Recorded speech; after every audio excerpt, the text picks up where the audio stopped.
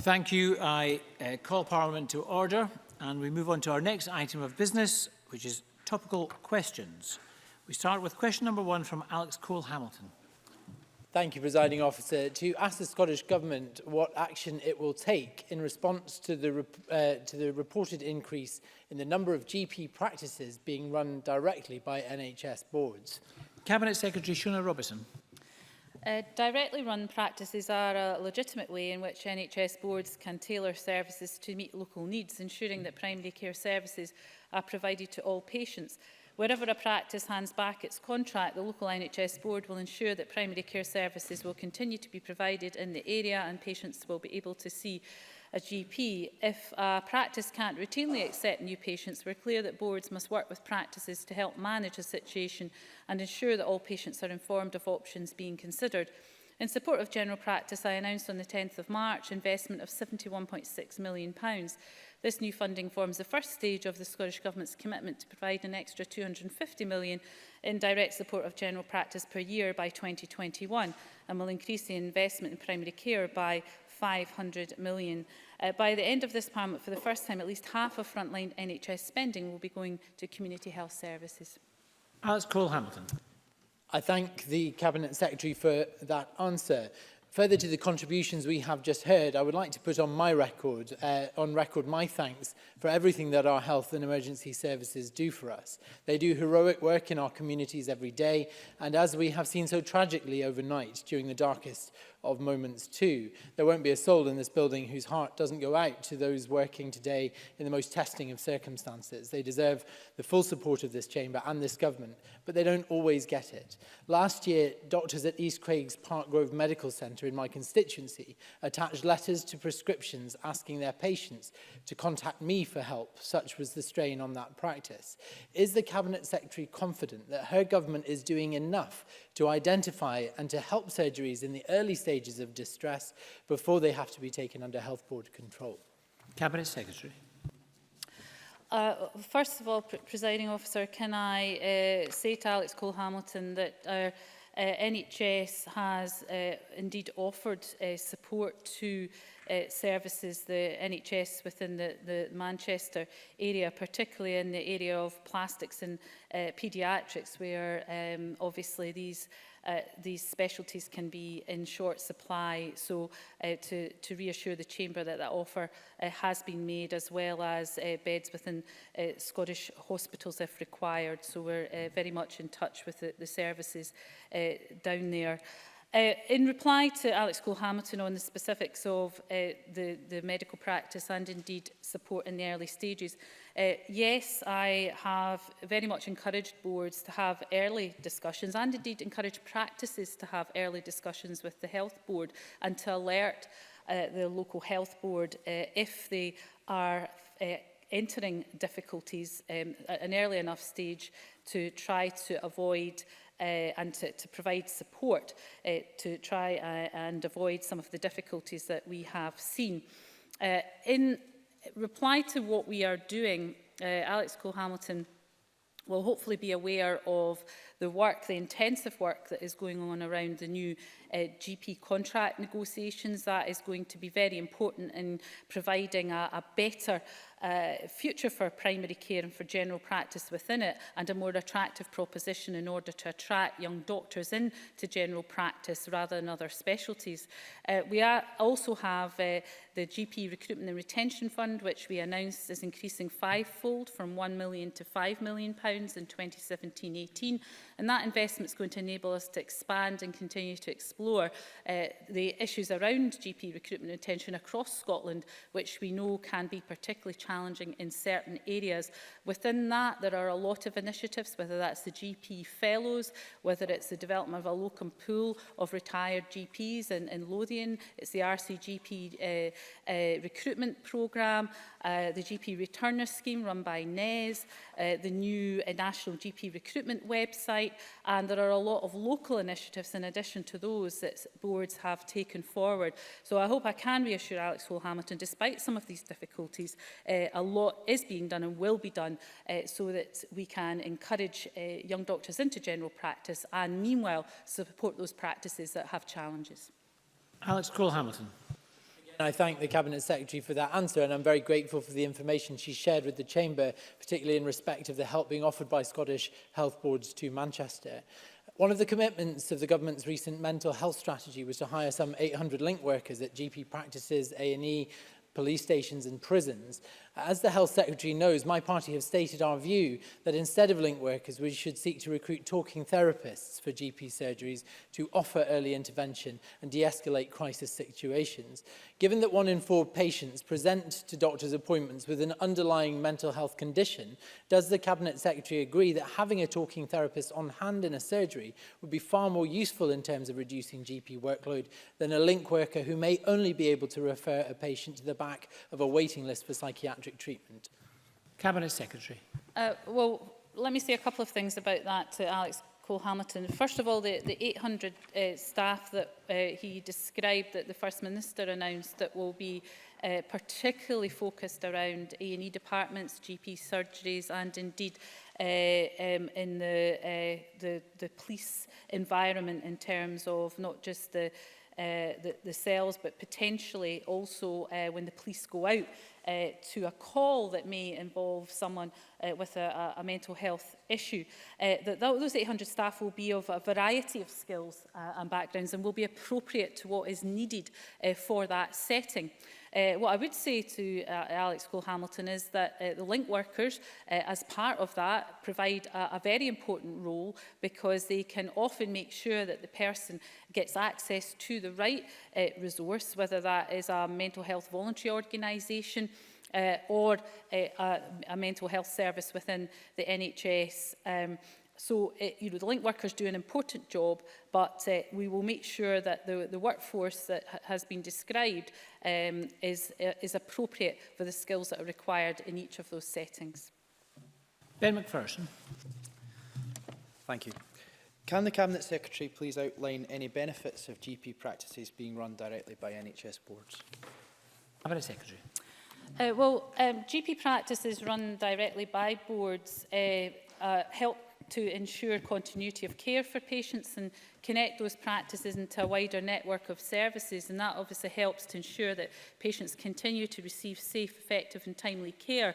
And it can sometimes be a board's contractual choice. So, for example, in Orkney, half of all practices in Orkney use 2C contracts.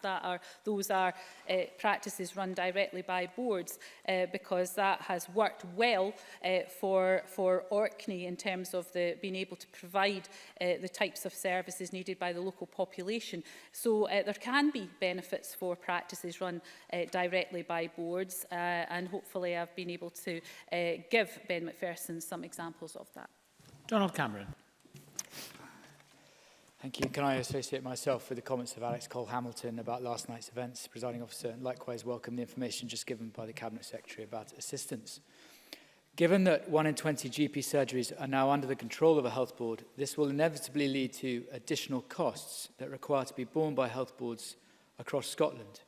Has the Scottish Government quantified that expenditure, and is the Cabinet Secretary satisfied that health boards are able to meet these costs? Cabinet Secretary.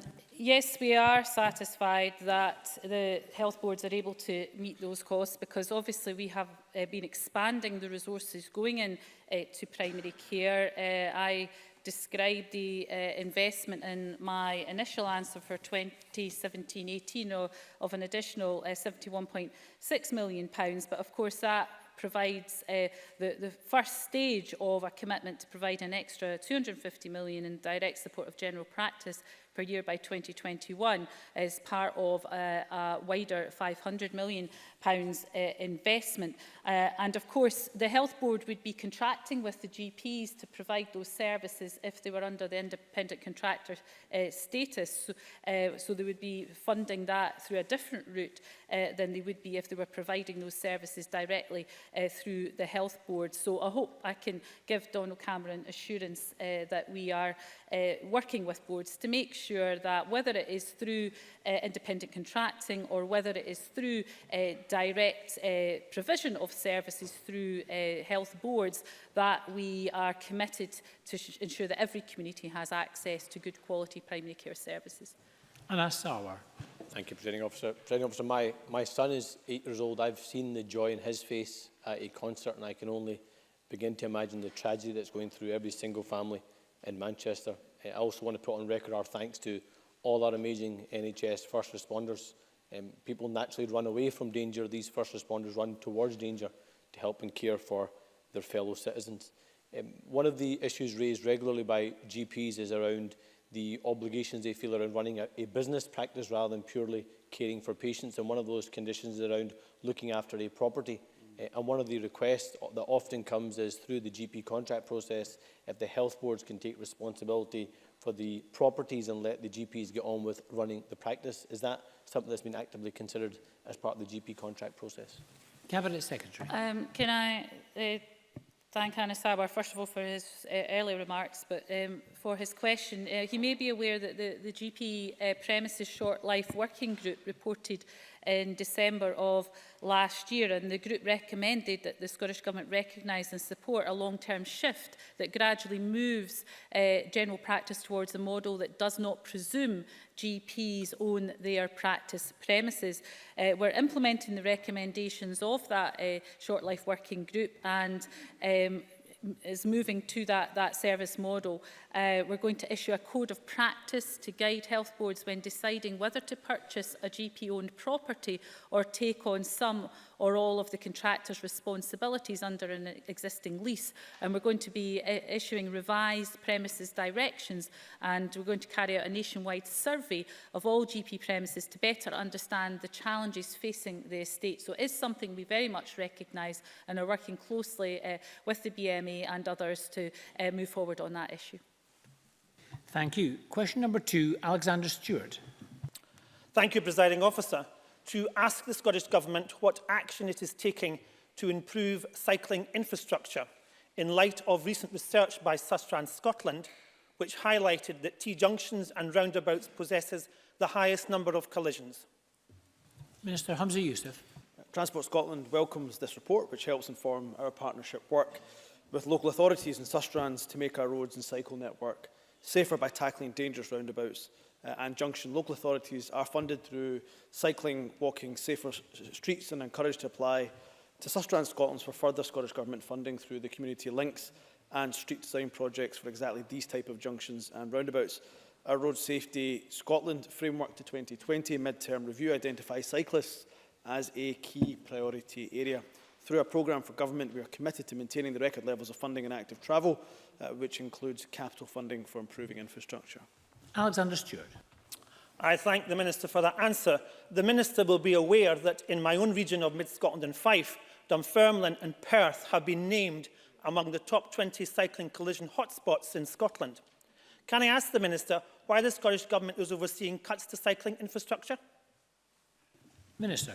I just have to clarify that misinformation from the member, I'm sure unintentionally, that actually, as I said in my previous answer, if you'd heard it, that actually we have record levels of funding in active travel, 39.2 million per year to 2021. So there's a record level of investment. I know the other members across the chamber will no doubt want us sometimes to go further than that, and where there is additional expenditure that I can find that can be spent on active travel, I'll certainly do that. In terms of the region that he represents, it would be worth highlighting some of the successful projects that have been funded, many of them through Sustrans, which again we help to fund. In Fife and Cowdenbeath, we've got the placemaking scheme, which is the redesign of the town centre. Junctions will improve access. Looking at other Rothes Road, improvement of to the Topical crossing there, which included money from Sustrans. That got community links funding of 870,000. Carnegie Avenue shared use path, 1.2 kilometres of new 2.5 metre to 3 metre shared use paths, further extension of the Clyde-Dunfermline network. So there's a lot of funding going into Mid-Scotland and Fife. I would encourage local authorities, many of them with new administrations, many of them, of course, with existing administrations, to work with Sustrans where there needs to be an improvement on the basis of the Sustrans report and bid for this community links projects and funding that is available. Alexander Stewart. I thank the Minister for that answer and also to thank him for identifying areas across my region that are being tackled. But there are still areas, Minister, that require to be tackled and some additional support like traffic lights and other quality infrastructure around roundabouts and T-junctions have proven to reduce accidents and fatalities. And many cyclists have endured serious injury or even death because of the areas that they've had to endure. So can I ask the government once again to just clarify exactly what they're attempting to bring forward? Because as you say, Minister, in some parts it seems to be working, but in other parts it is not. Minister. I thank the member for that follow-up question. This report was commissioned because we had good analysis and good data on where some of the cycling hotspots and injury hotspots were in our trunk road network. What we didn't have data for and what Sustrans thought was eminently sensible was to gather some of that data for local roads, and that was the whole purpose of having conducted this exercise. Now that we have the evidence, we're in discussions with Sustrans about what other schemes, so as well as the community link scheme which I've talked about, we're discussing with them about whether or not there's merits, for example, to have a community links junction improvement scheme. So that kind of scheme may be something that would be of interest to local authorities. My strongest advice to the member would be that he continues to engage with the local authority that I know he knows well. Look at the evidence base that Sustrans have provided and continue to apply to the current programme of funding that exists exactly for this type of infrastructure. And if there are other funds that are available, I'll make sure that the member is made fully aware of them. But there is a pot of funding there that is available to try to help. And I think with the evidence base that this report helpfully gives us, that would make their case very strong indeed. Thank you very much. Apologies to members. There's not enough time for additional supplementaries. The next item of business is a debate on motion 5655 in the name of Gillian Martin. We'll just take a few moments for members to change seats.